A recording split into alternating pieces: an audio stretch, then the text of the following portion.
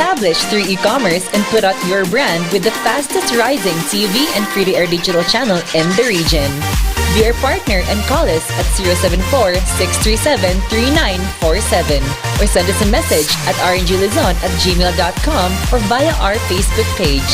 Take your market to new heights with Highland TV.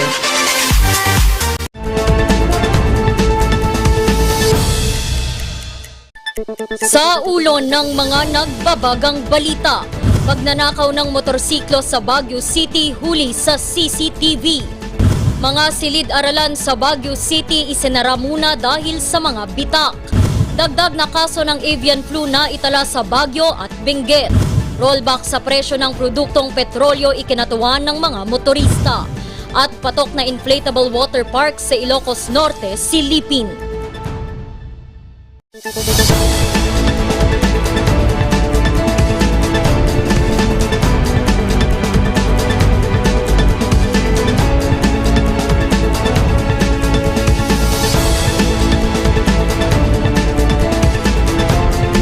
Mula sa Highland TV News Center Baguio, ito ang Luzon Headlines. Naimbag Gamalam Amyanan, Luzon. Narito na ang mga bago at may init na mga balita.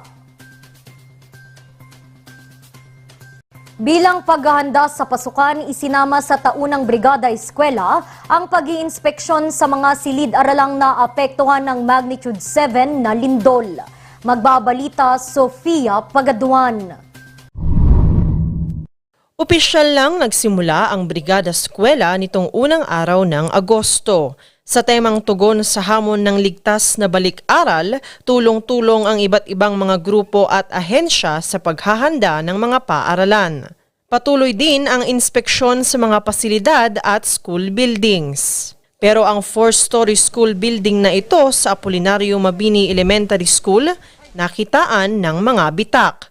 Kaya agad itong ipinasara. Pero wisyo ang hatid nito sa mga guro na gaya ni Oscar. Dito kasi ang nakatakdang silid ng kanyang mga estudyante na mag-grade 6. Talagang perwisyo, napakalaking perwisyo ito. Ginastusan ng gobyerno pero bakit ganito? So kami, lalo na kami grade 6, building grade 6 kasi ito. Kami ang kawawa, hindi na namin alam kung saan kami magka-classroom. Siyempre, ang pag-usapan natin dito is safety ng mga bata. Kasi kung may nangyari din sa kanila, mananagot din kami. And regularly, tinitingnan namin din itong mga building na dapat sana safe para sa mga bata.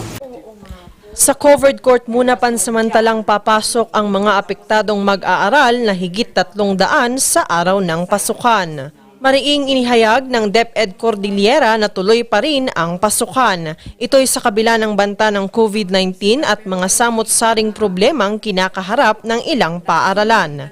Tinakda ng DepEd ang pagsisimula ng school year 2022 to 2023 sa ika-22 ng Agosto at magtatapos sa ika-7 ng Hulyo sa 2023 base sa DepEd Order No. 34 Series of 2022. Sofia Pagaduan para sa Luzon Headlines.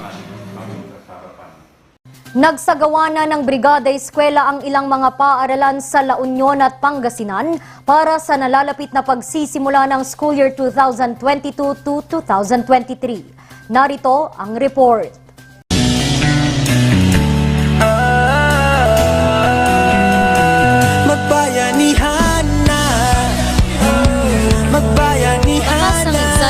Habang umiindak sa tugtugin ng Supreme Student Council ng La Union National High School. Ang sayaw na ito ang hudyat ng pagsisimula ng Brigada Eskwela noong August 1. Pagkatapos ng kick-off, kasama ng ilang mga guro, magulang at ilan pang volunteers, nagsagawa sila ng paglilinis ng mga silid-aralan, pagsasaayos ng mga upuan, pagpipintura at iba pa. Sama-sama namang nagsemento ng ilang mga pader at lababo ang mga magulang at guro sa Pugos Central School. Inayos rin nila ang mga maliliit na hardin sa loob ng paaralan. Sa Cuenca National High School naman sa Pugo, La Union, tulong-tulong na naglagay ng mga social distancing signages sa sahig ng mga silid-aralan ang mga mag-aaral. Dito pipwesto ang mga upuan para mapanatili ang social distancing. Mga mag-aaral din ang nagpinta at nag-ayos ng mga gagamiting upuan. Ganito rin ang eksena sa iba pang mga paaralan sa La Union. At bukod sa mga guro, magulang at mga mag-aaral, aktibo ring tumulong ang ilang ahensya gaya ng PNP, AFP, BFP at iba pa. Community involvement where all our stakeholders, various stakeholders, come together to volunteer their assistance and service for the common good. Years back, we know it then as something as termed as bayanihan. It takes a village to educate a child.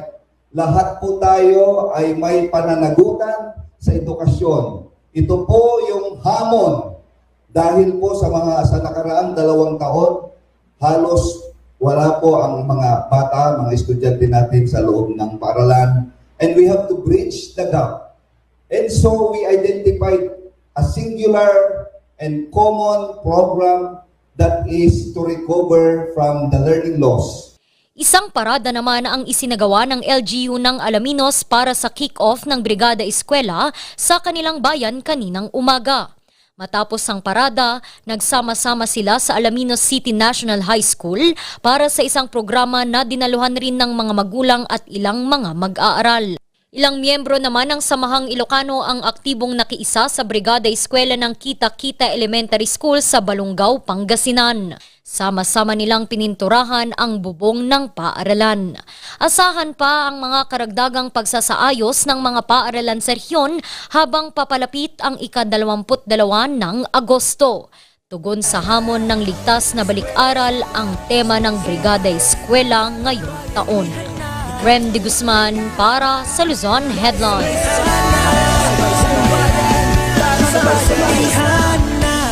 Sa iba pang mga balita, prioridad ngayon ng Office of Civil Defense Cordillera na maisaayos ang mga nasirang mga bahay dahil sa lindol. Magbabalita, Charles Limon. Matapos humupa ang pagyanig sa Abra, nakatutok ngayon ang Office of Civil Defense Cordillera sa pagbangon ng probinsya. Kaya para masimulan ito, kailangan munang makumpuni ang mga nasirang tahanan. Suggestion ko lang ito, no, yung to launch a project na dub as Sundalo Ko, Karpintero Ko. So this is one way of kasi meron tayong mga engineering brigade, engineering battalion. Nagawa na namin to before, no? So a portion of our salary nag-contribute kami on a voluntary basis and then we come up with this amount, no? Suportado din ito ng DILG at DSWD upang makapagsimula muli ang mga residente. Napaka-importante na mabigyan natin or mabigyan ng mga construction materials ang ating mga kababayan para makapagsimula sila mulit. Kasi habang hindi naayos yung kanilang bahay, tatagal sila sa ating mga evacuation centers at magiging mas dire ang kanilang situation. Isa sa mga tumugon dito, ang 5th Infantry Division ng Philippine Army. Meron din tayong mga tropa na nakadetail para doon sa construction na matters na para matulungan nga natin yung mga kababayan natin dito, lalong-lalo na dito sa parte ng Abra. Aabot sa 50 mga sundalo ang bumubuo sa engineering team ng 5th Infantry Division na tutulong sa mga residente sa Abra. Sa huling report ng National Disaster Risk Reduction and Management Council, umalo na sa higit 30,000 na mga bahay ang partially at totally damaged ng lindol. 24,733 na mga bahay na nasira ay galing sa rehiyon ng Cordillera. Unti-unti na ding nagsisiuwian ang mga pamilyang nasa evacuation center sa Abra. Mula sa 23 evacuation centers na binuksan, 8 na lang ang natitirang nakabukas para sa mga evacuees. Aabot na lang sa 211 pamilya ang natitira sa mga evacuation centers o higit 700 na individual. Charles Nicolimon Para sa Luzon Headlines. Ikinatuwa naman ng mga motorista ang panibagong rollback sa petrolyo ngayong araw. Hiling naman ng mga tsoper, mapanatili pa rin ang ₱1 dagdag pasahe. Narito ang report. Mula Pangasinan, nakakapasyal na ulit si Vincent at ang kanyang misis nang walang alinlangan sa gastos sa gasolina. Patuloy kasi ang pag-rollback sa presyo ng petrolyo. Siyempre nakakatipid kami sa gastusin. Ngayong araw, bumaba ng ₱2.20 ang kada litro ng diesel. ₱2.10 naman kada litro ng gasolina. Kaya ang taxi driver na si Jesse mas ginanahan pang bumiyahe. Itultulo na kumapaya nga bumaba. Pero ang jeepney driver na si Louie, nakukulangan pa rin. Nakuha pa lang, kung dapat kumakot, oray nga na lang 50. Tapno makasubot kami mo. Tapno makabawi kami. Tanihan lang mat nga krudo tingin mo ito, pati nagay pisa tilugan. Isa pa sa kanyang pangamba, ang bawiin ng pisong provisional fare increase noong June 30 dahil sa mga rollback. Wala pa namang inilalabas na memorandum ang LTFRB Cordillera kung babawiin o pananatilihin ang kasalukuyang pamasahe.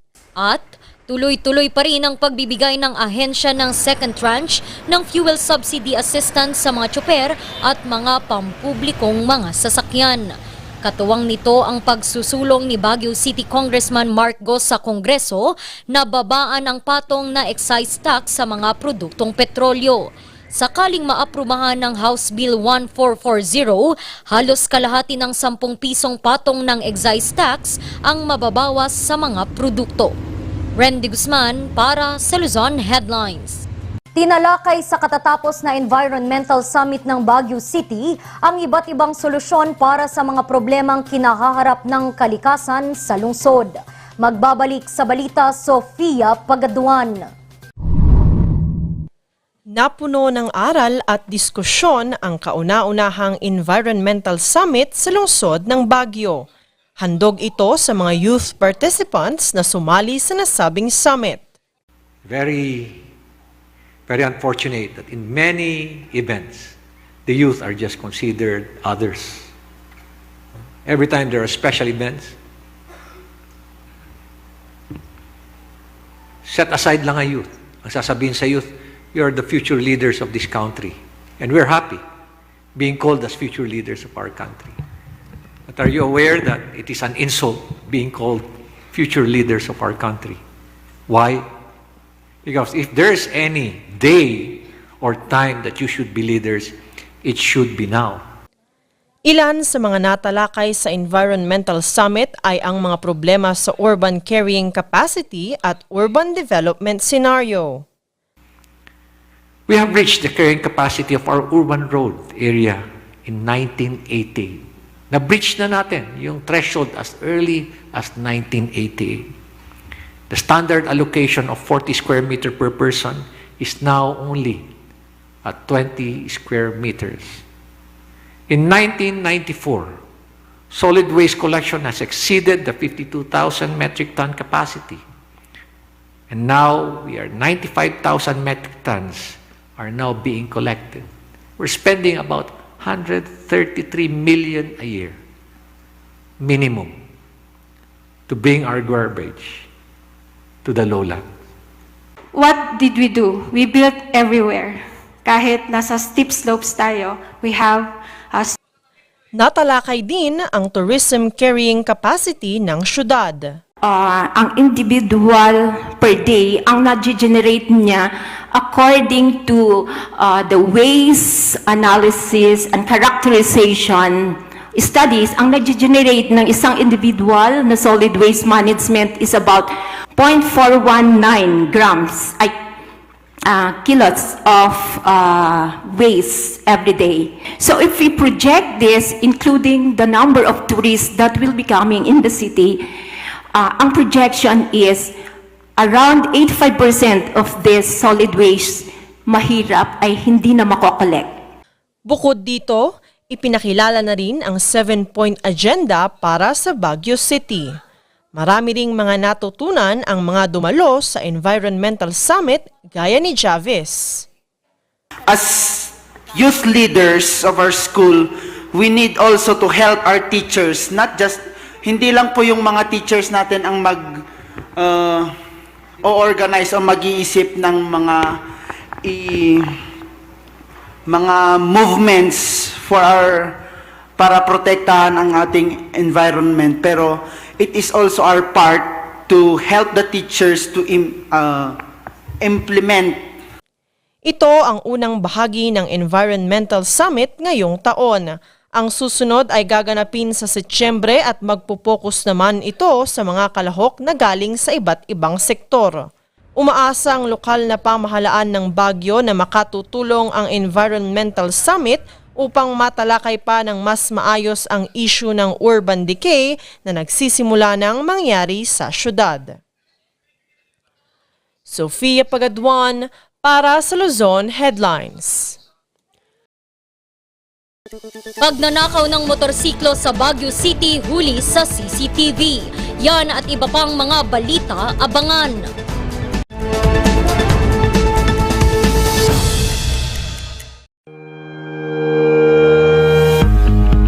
The Baguio Country Club, the first and only 5-star mountain resort in the Philippines, is fully equipped and ready to welcome you back.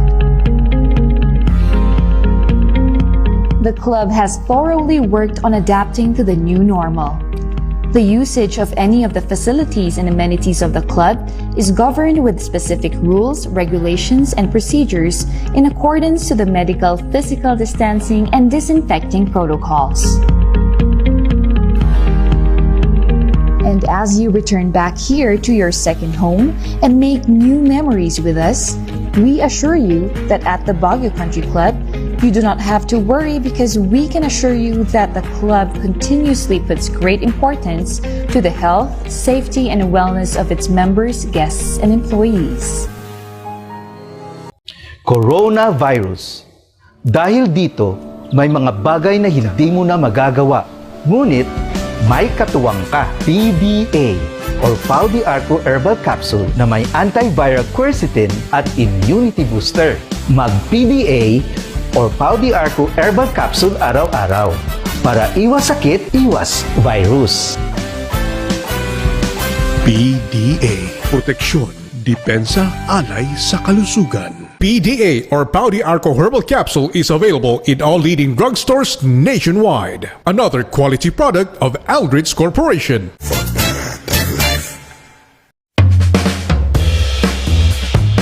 Yes!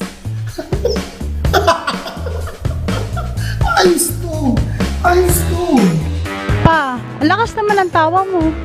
Sino ba namang hindi matutuwa dito sa online shopping service at cash on delivery ng TG Home Builders? Pwede din mag-online reservation for pickup. Pa, ano yung sinasabi mo? Ma, mapapakabitan na natin ng tiles ang bahay natin. Pa, baka naman pwede mong isabay yung bubong ng bahay natin. Para sa quality construction materials, mag-TG Home Builders. Main warehouse and showroom at number 75 Ferguson Road, Gisad, Baguio City. Bucaucan Branch at number 73 Bucaucan Road, Baguio City. Marcos Branch at KM3 Marcos Highway, Baguio City. Sales Office Branch at number 221 at Tab Marcos Highway, Baguio City. La Trinidad Branch at KM6 Batag, La Trinidad. And Urdaneta Branch at MacArthur Highway, Urdaneta City. TG Home Builders. We turn houses into homes. Ang maagang konsultasyon ay mahalaga sa pagpuksa ng sakit na dengue. Ngunit, ang tanong ng sambayanan, sapat nga ba ito? Masigasig, maliksi, protektado at mapagmatyag, yan ang dapat mong taglayin. Hanapin ang pinagpupugaran at wasakin ito. Hello? Nahanap ko na po yung lungga. Kailangan ko na po kayo. Sige po, Master. Suportahan ng fogging at spray. Katapusan mo na, mosquito man.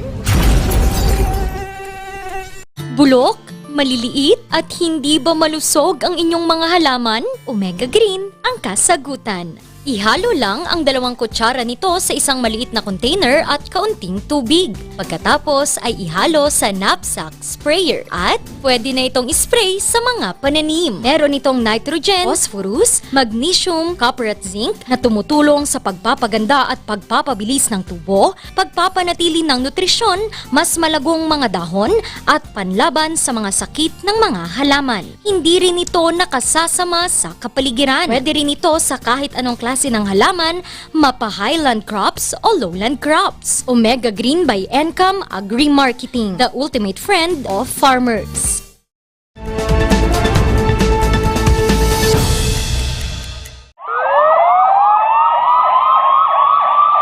Huli sa CCTV ang pagnanakaw ng motorsiklo sa Baguio City. Nananawagan ng biktima na sana maibalik ito. Magbabalik sa report, Charles Limon. Importante para kay Harold ang motorsiklo nito sa kanyang trabaho na physical therapist sa isang pagamutan. Panganay din siya sa 4 na magkakapatid, kaya todo kayod ito, masuportahan lang ang pamilya. Kaya tanong niya, paano na ang kanyang trabaho at pantustos sa pamilya ngayong nanakaw ang motorsiklo nito? Accessible po siya kasi po yung sa trabaho ko na na physical therapist, mabilis po ako makapunta sa mga bahay ng pasyente para maibigay yung treatment para sa kanila po. Nangyari ang pagnanakaw ng motorsiklo nito bago mag 12:00 sa parking lot na ito sa Leonila Hill kagabi. Umuulan po noon, kaya lumove muna ako. Tapos may nakalimutan ako sa box, kaya kinuha ko yung laman ng box. Nagmamadali rin. Hindi ko na malayan na naisara ko na yung box na hindi ko nakuha yung susi ko. Hinanap ni Harold ang spare key ng motorsiklo nito sa pag-aakalang nawala nito ang orihinal na susi. Tinry ko rin patunugin yung motor gamit ng spare key ko. Tumunog. Akalang ko andun pa rin. Tapos chinek ko, lumabas po ako. Pagkatingin ko, ayun, wala na po yung motor. Sa kuha ng CCTV sa kahabaan ng Evangelista Street sa Leonila Hill, kita ang pagnanakaw ng motor ni Harold. Yun lang, hindi kita sa CCTV ang mukha ng magnanakaw. Ito ngayon ang tinututukan ng Regional Highway Patrol Group Cordillera. Meron po tayong ginagawang validation ngayon. So nasa labas po yung mga operatiba natin. Na-validate nila yung sinasabing alleged carnapping. So, inaalam talaga kung may carnapping na nangyari. Chine-check din ng HPG ang ibang mga CCTV sa lugar upang makilala ang suspect. Ngayong taon kasi, aabot sa 26 na motorsiklo habang 5 sasakyan ang nakarnap sa first at second quarter ngayong taon. Pero lahat ng mga nawawalang sasakyan ay na-recover at 21 mula sa 26 na mga motorsiklo ay na-recover. Actually, sir, may mga missing pa rin, sir. So, yun po ngayon yung binavalidate natin ngayon sa mga natatanggap nating information as to the whereabouts of these still missing motor vehicles and motorcycles. May panawagan naman ang biktima at mga otoridad. Kung sana mabalik ulit, kung may pabalik pa, di maganda. Kung hindi na, wala nang magagawa, andun na. In-encourage natin yung mga kababayan natin na bago sila bumili ng mga sasakyan na second hand, keep in touch with HPG kasi nakikita natin dumarami yung nabibiktima ng technical carnapping. Ito yung technical carnapping, ito yung sinasabi ng HPG na kasama na dito yung rent tangay, rent sangla, labas kasa scheme. Naipakalat na ni Harold sa social media ang pagnanakaw upang magbabala sa mga buyer na huwag itong bilhin kung sakaling ibenta ng mga suspect. Charles Nicolimon para sa Luzon Headlines. Pinagdodoble ingat ngayon ng Department of Agriculture ang mga manukan at mga tindero ng manok dahil sa pagtatala ng karagdagang kaso ng H5N1 avian flu sa Baguio at Benguet. Narito ang report. Pinag-iingat ngayon ng pamahalaang bayan ng Atok Benguet ang mga poultry owners sa bayan. Ito ay matapos maitala noong nakaraang linggo ang unang positibong kaso ng bird flu o avian influenza sa Sayangan, Paway, Atok Benguet. Merong mga biniling mga ducks from other provinces. Maliban sa Atok, nakapagtala na rin ng positibong kaso ng bird flu ang bayan ng Itogon, Tublay, Bugyas at La Trinidad. Actually, yung naano dito sa Benguet is puro mga backyard. So, 6 cases. May 4 na live bird markets na rin sa Baguio City ang nagpositibo ang bentang mga manok sa nasabing sakit ng manok. Natatransfer yung sakit ng manok na yan sa tao. Especially sa mga nag-aalaga, pwede yan. So, dapat tayong nasa backyard or kung sino man na nagbi-business ng manok, we should be very aware na meron na tayong bird flu dito sa car. So, dapat ang biosecurity natin sa farms natin ay dapat heightened. Ilan sa mga sinyales ng pagkakaroon ng bird flu sa mga manukan ay ang maraming pagkamatay ng mga alagang manok sa loob ng isang araw.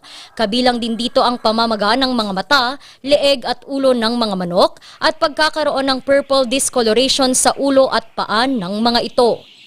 Kapag naipasa naman ito sa tao, mga sintomas kagaya ng pagtatae, lagnat, sakit sa tiyan, naninikip na dibdib, pagdurugon ng ilong at gums ang mararamdaman. Payo ng Department of Agriculture, agad ipagbigay alam sa ahensya o sa mga otoridad kapag naramdaman ang mga nasabing sintomas. Iba yung paglilinis rin ng katawan at mga manukan ang kanilang payo. Randy Guzman para sa Luzon Headlines.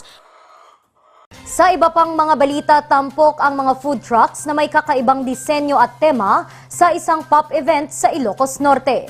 May kwento si Zanel Dumayag. Bida ang mga food truck sa pop-up event sa public plaza ng San Nicolas, Ilocos Norte. Well, actually my vision is to ilapit yung passion mo for cooking or your passion na ginawa mong product to people around Ilocos Norte. Having a food trucks give you the freedom to choose your location and your audiences, your customers. So, yun, dun ko naisip na mag-create ng food truck para naman lumipat-lipat sa iba't ibang lugar ng Ilocos Norte and some nearby provinces. Hamon ng pandemya ang nag-udyok kay Angel Lock upang ipatayo ang sarili niyang mobile food truck business. I was a former flight attendant before, and then I came home because of pandemic. I was retrenched, and then since I don't want to apply to any jobs na that time, and I have a little savings, kaya naisipan ko na lang magbenta ng food. Then before we are using mga tents lang, ganyan, until nakaipon kami. Then this one, I bought the Jeep and customized it and made it a food truck. Agaw pansin din ang Army food truck na minanapa ni Mike Visitasyon sa kanyang lolong sundalo. Actually, this Jeep is owned by my lolo. This is actually a family car. Yung lolo ko kasi, dati siyang army in Mindanao. Namatay siya doon, kaya nung inuwi yung bangkay niya, sinama na rin to, ginamit rin ng father ko ito. At ngayong pinasa sa akin, ganito ang ginawa natin, at least fresh and new. Ang susunod na pop-up event ay gaganapin sa August 12 to 13 sa Bacara, Ilocos Norte. Inaasahang maglilibot ang mga food truck sa iba't ibang parte pa ng probinsya. Zanel Dumayag para sa Luzon Headlines.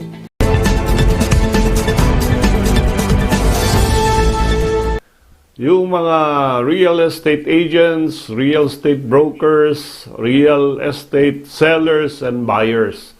Let us revisit kung ano yung earnest money as against option money.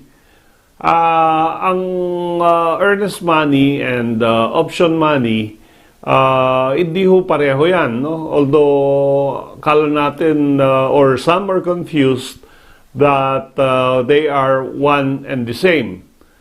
ang earnest money is always part of the price, while option money is the money given as a distinct consideration for an option contract. Meaning, ito ay pera lang na binigay mo para sa pagpasok sa isang contract of sale of real property. And earnest money is given only when there is already a sale which is consummated. Tapos na ang usapan. So magda-down ka na. Magbibigay ka na ng earnest money. While option money, hindi pa consummated yung sale. And there is no deed of sale to speak of. Kaya lang nagbibigay ka para i-hold yung property. And of course, where the option money, where the earnest money is given by the buyer, by the buyer should pay the balance, no? Pag ikaw ay nagbigay ng earnest money doon sa property na binibili mo, then obligasyon mo nang bayaran in full, no? Sooner or later yung consideration. While an option money, the would-be buyer is not required to buy the property. Parang reservation lang yan. Kaya lang, merong right to forfeit yung money, yung option money, if you do not continue with the sale. So, yung diferensya na yan ay dinefine ng ating Korte Suprema doon sa case ng heirs of Josefina versus Paraiso Development Corporation. Ang bahaging ito ay hatid sa inyo ng Pines Estate and Gaming Corporation. Patok na inflatable water park at hardin sa Ilocos Norte ating silipin. Ang kwento susunod na.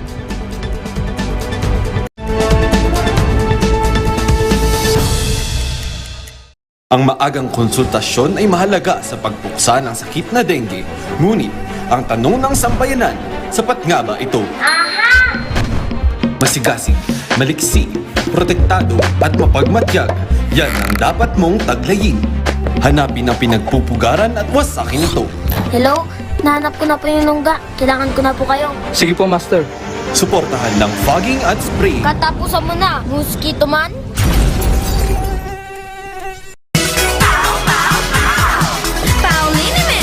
Masakit ba ang likod, ang kasu-kasuan? Namimitig o masakit ang iyong kalamnan? May rayuma, arthritis o nahihilo? May stiff neck, flatulence o masakit ang ulo? Sa Pauliniment, yung haway, garantisado. Pauliniment, isang pahid ka lang. Dahil walang out sa PAO! Sa milk din ng batang 90s, taratati lang i-try. Ang batang 90s milk tea, di ka magsisisi, promise. Sa milk din ng batang 90s. Mazar Music offers a complete line of musical instruments.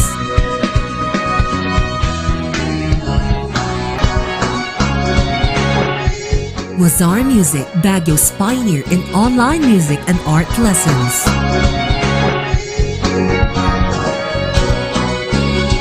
Mazar Music, bringing music closer to your hearts.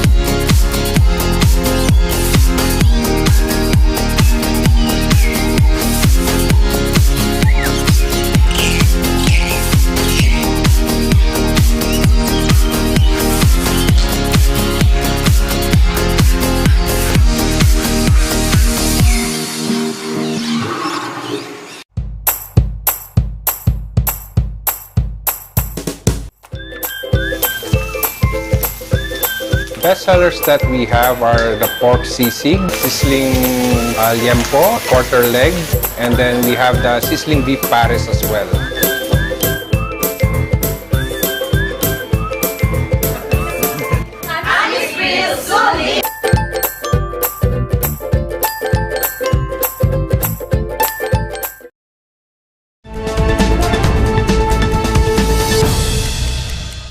Patok naman ngayon sa mga turista at maging sa mga residente ang inflatable water park at hardin sa Ilocos Norte. May kwento si Mirna Guillermo. Bukod sa magagandang beach, patok sa mga turista at residente ang inflatable water park sa Poway Lake, Ilocos Norte. From Manila, and nagbakasyon kami no family namin here in Ilocos. Super happy dito, and ang dami nilang ino-offer na activities, and sulit na sulit yung bayad nyo. Mag-enjoy kayo ng family mo dito. Ang naturang pasyalan ay ang kauna-unahan at nag-iisang inflatable water park sa Ilocos Norte. Tayo pa lang yung first ever floating playground here in the North, aside from Subic, kasi yun yung main na unang inflatable here in the Philippines. Yan. So, para ma-experience naman po yung water activities as well as meron silang playground din, which is the floating po. Yan. Kakaiba po siya na experience po. Patok naman sa mga nature lover ang Iris Garden sa Batac, Ilocos Norte. Ang hardin ay puno ng mga picture-perfect spots na siguradong babalik-balikan. First time ko po dito, kahit mainit po kasi yung panahon, kapag nakikita mo yung mga halaman dito sa Iris, parang nare-refreshing ka yung pakiramdam mo. And nakakawala po siya ng stress actually. Nagsimula ang pagbuo sa hardin noong kasagsagan ng pandemya. Ang pagkakaalam ko po is, eto nagsimula lang nung pandemic. Medyo parang na-boring daw yata yung mga boss ko sa bahay kasi di ba lockdown dati. So naisip nila, yung boss kong lalaki, nagtanim-tanim ng mga halaman dito. Pero hindi pa yan ganyan kahaba noon. Hanggang dito lang sa may bahay, bato lang yan. Bukas ang Iris Garden araw-araw mula alas 8 ng umaga hanggang alas 6 ng gabi. Lian Zaira Calderon para sa Luzon Headlines. At yan ang mga balitang nakalap ng Luzon Headlines ngayong araw. Muli, maraming salamat at magandang gabi sa ating lahat.